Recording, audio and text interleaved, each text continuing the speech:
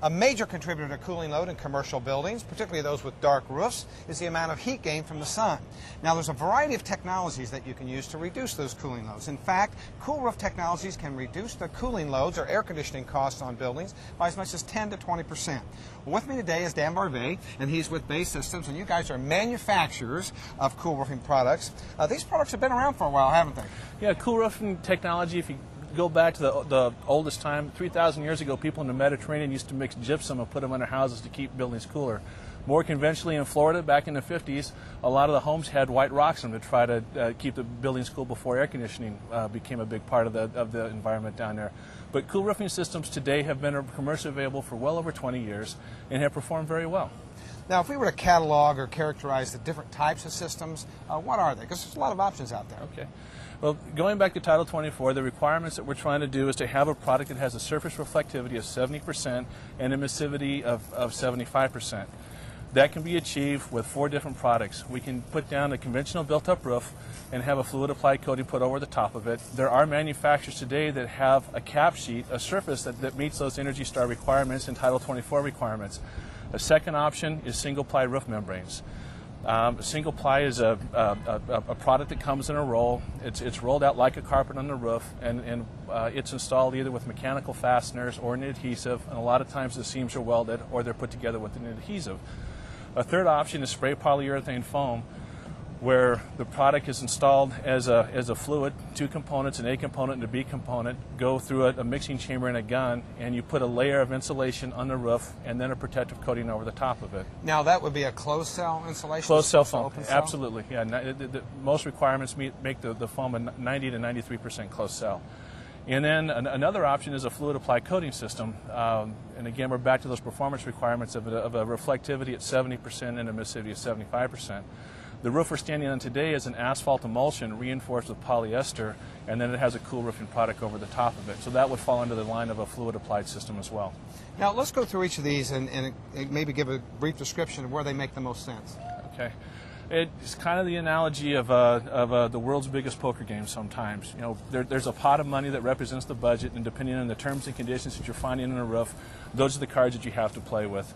In some applications, when you're working with a building owner that only is going to hold the building for another 3 to 5 years, they may not feel it's important to put down a roof that comes with a 20-year warranty. So they may go for a maintenance and repair system that's based primarily on coatings because of a lower cost.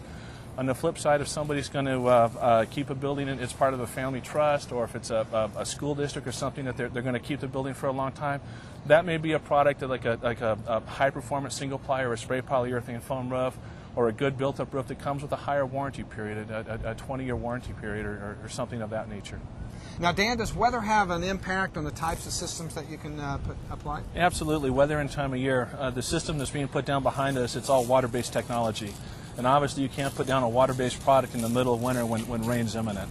There's a lot of constraints on the contractor trying to work in that. However, single ply it's a real weather-friendly system. You can put it down with a fog in the air, a lot of moisture in the air. Same with spray polyurethane foam. That's a weather-dependent system. You have a window that you have to work with that as well. As far as the coatings, a lot of the technology is water-based. Again, it's better to put it down in the middle of summer. In fact, it's better to put all roof systems down in the middle of summer, but people typically wait till the last minute and try to do their roofing projects right before fall or winter hits. The other thing about some of the coatings is some of them are water-based, some of them have solvent carriers. Now, depending on where you are in California, each air quality management district may have constraints on the coatings that you can use based on the VOC content. Dan, one of the advantages of the foam-type roofing systems is that it has additional R value in addition to the reflective properties. Absolutely. Of the cool roof. Right. Can you talk a little bit about where those systems make the most sense? Typically, it's people that pay their own energy bills. You know, hospitals, grocery stores, schools and universities. Those are the people that tend to be the customers that buy into these higher performing systems. Energy becomes a big component to their overall cost. There's a number of manufacturers that help building owners make decisions with life cycle cost analysis, and there's a number of energy software programs that are put together right now to help people understand what the cost benefit is of installing a cool roof system, how much insulation you need, do you need additional insulation for the system, what's going to be the best for you in your situation. So Dan, there are a variety of insulation systems that are compatible with cool roof technologies. Yeah, the initial research for cool roofing technology was based on the surface reflectivity and the emissivity of the product, but roofing professionals understand the need to look at roofing as a systems approach. So there's a variety of insulations from ISO board, an EPS board, rigid fiberglass that's used in a roofing systems approach, with a cool roofing system over the top of it is the best marriage for a building. This might seem counterintuitive, but the spray foams are really quite durable. Yeah, it's a real tough product. The compressive strength for most of the foams today used in conventional roofing, these conventional systems, are around 45 to 50 pounds per square inch. You can walk on them without damaging them. That's not an issue. They perform very well. I was amazed how well these roofing systems did in some of the hurricanes down south. Absolutely. The NIST report came out with the performance of roofing systems with Hurricane Katrina and Rita last year, and spray polyurethane foam roofs performed in those high wind events very, very well. Now, what about a roofing system like this? It does well. It's fully adhered. There's no place for water to migrate underneath this roof. It's 100% adhered. It does very well. Speaking of that, what about the longevity of these systems? One of the neat things about cool roofing technology is a lot of these systems are renewable. Asphalt products by itself go through a degradation process that's caused by high temperature and ultraviolet degradation. So the first day you put a pure asphalt roof up on a building, and as soon as the sun comes out, molecularly it's starting to break down and decay. The cool roof coatings, the cool roof products, the single plies and the coatings tend to weather better because they have UV inhibitors built into their formulation. So one of the things about asphalt products is the ones that come down with a coating on the finished surface, or they put a field applied coating over the top of it.